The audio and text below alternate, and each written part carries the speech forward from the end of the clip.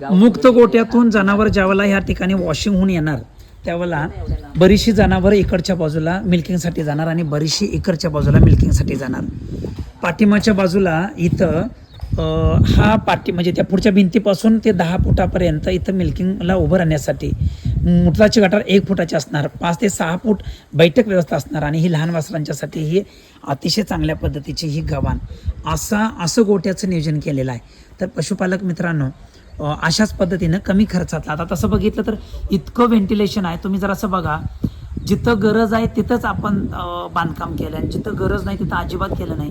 ओपनमध्ये हवेशीर गोट्याची संकल्पना आहे. जे जनावर जंगली आहे त्याला जंगलीसारखंच त्याला वागणूक द्या, त्याला कैद्यासारखी वागणूक अजिबात देऊ नका. त्यामुळं जनावराचा माज नियमित राहतो.